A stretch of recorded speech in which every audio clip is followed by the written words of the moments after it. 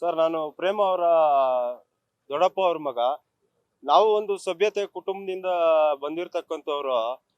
ನಿನ್ನೆ ನಾವು ಅಲ್ಲಿ ಹೋಗಿದ್ದಂಥ ಸಂದರ್ಭದಲ್ಲಿ ಏನಾಯ್ತು ಅಂದ್ರೆ, ನಾವೆಲ್ಲ ನಿಂತಿದ್ವಿ ಒಂದ್ ಕಡೆ.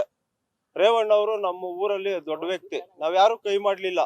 ಏನು ನಮ್ಮ ತಂಗಿ ಈ ತರ ಆಗಿದೆ ಅಂತೇಳಿ ನಾವು ಹೋಗಿ ನಿಂತ್ಕೊಂಡಿದ್ವಿ. ಕಾವ್ಯಗೌಡ ಅವ್ರ ಅಕ್ಕ ಅವರು ಮತ್ತೆ ಅವರ ತಮ್ಮ ಅವರು ದೊಣ್ಣೆಗಳು ಎತ್ಕೊಂಡ್ ಬಂದ್ರು ಹೊಡೆಯಕ್ಕೆ. ನಾವೆಲ್ಲ ಅದನ್ನ ತಡೆದು, ಬೇಡ ಸಂಬಂಧಿಕರು ಕುಟುಂಬದವರು ಒಂದೇ ಕುಟುಂಬದವರು ಜಗಳ ಆಡ್ಬೇಡ್ರಿ ಅಂತೇಳಿ ತಡೆದ್ರಿ.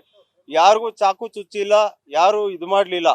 ಸುಮ್ನೆ ಇಲ್ದಿದ್ದ ಅಪವಾದನ ಹೇಳ್ತಾ ಇದಾರೆ. ಇವತ್ತೇನು 100 ಜನದ ಮುಂದೆ ಕಾವ್ಯಗೌಡ ಅವ್ರು ಹೇಳಿದ್ರಲ್ಲ, 100 ಜನದ ಮುಂದೆ ರೇಪ್ ಮಾಡಕ್ಕಂತ ಒಂದು ಸಭ್ಯತೆಯ ಕುಟುಂಬದಿಂದ ಬಂದಂತ ವ್ಯಕ್ತಿಗಳು ನಾವು. ನಮ್ಮ ಚಿಕ್ಕಪ್ಪ ಅವ್ರು ರವಿಕುಮಾರ್ ಆ ತರ ಹೇಳಕ್ ಆಗತ್ತಾ? ಇಬ್ರು ಹೆಣ್ಮಕ್ಳು ತಂದೆಯವರು ಅವ್ರು ಈ ಮಾತು ಹೇಳಕ್ ಆಗತ್ತಾ ಸರ್? ಸುಮ್ನೆ ಇಲ್ದಿದ್ದ ಆಪಾದನೆಗಳು ಮಾಡಿ ಒಂದು ಒಂದು ಕೆಟ್ಟ ಹೆಸರು ತರಬೇಕು ಅಂತ ಈ ತರ ಮಾಡ್ತಾ ಇದಾರೆ. ಇದು ತಪ್ಪಲ್ವಾ? ಇವರು ಒಂದು, ನಾನು ಅಲ್ಲೇ ಇದ್ದೆ ಸರ್, ನಾನು ಎಲ್ಗೆ ಹೋಗ್ಲಿ, ಅಲ್ಲೇ ಇದ್ದೆ. ನಾನು ಕಣ್ಣಾರೆ ನಾನು ನೋಡಿರ್ತಕ್ಕಂಥವ್ನು.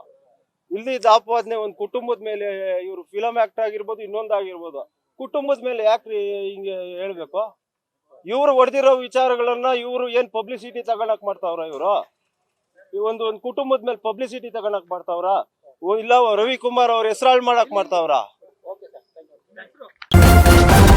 ನ್ಯೂಸ್ ಫಸ್ಟ್ ನಿರ್ಭೀತಿಯಿಂದ ನಿಮ್ಮ ಪರವಾಗಿ.